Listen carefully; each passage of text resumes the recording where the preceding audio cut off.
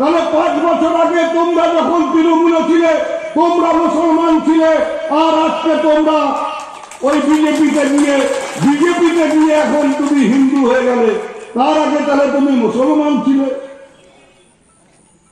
একটা কথা আছে, কথাটা লোকে রসিকতা করে বলে, কোন হিন্দু যদি মুসলমান হয় তাহলে নাকি একেবারে গরুর ল্যাস পর্যন্ত খায়, মানে গরুর ল্যাসও ছাড়ে না।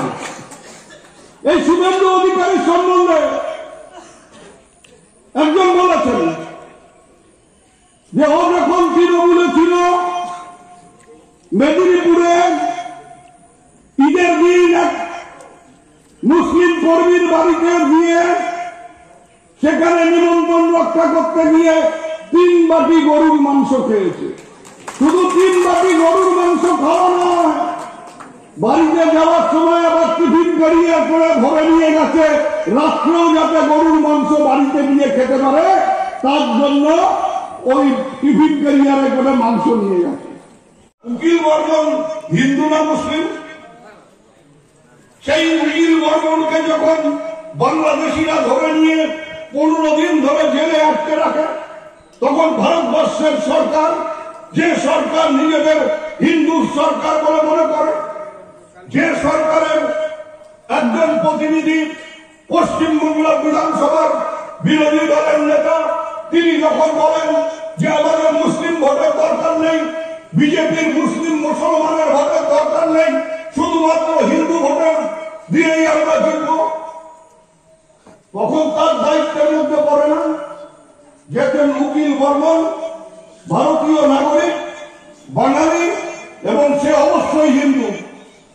তাকে যখন বাংলাদেশিরা ধরে নিয়ে গেছে, তখন এই বাংলাদেশের সাথে আলোচনা করে তাকে কত তাড়াতাড়ি তার স্ত্রীর কাছে, সন্তানদের কাছে ফিরিয়ে দেওয়া যায় সে চেষ্টা করা তো দূরের কথা, আজ পর্যন্ত বিজেপির কোন রাজ্য স্তরের নেতা ওই শীতলকুচিতে গিয়ে যে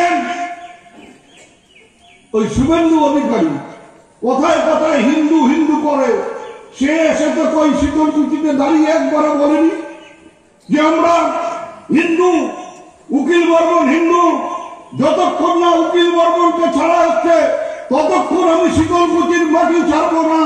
এ কথা তো শুভেন্দু অধিকারী একবারও বলেনি। শুভেন্দু অধিকারীর মুখ কেন বন্ধ? শুভেন্দু অধিকারী কেন এ কথা বলছে না? শুভেন্দু অধিকারী কতদিনের হিন্দু? বলে তৃণমূল মুসলমানের দল, তৃণমূল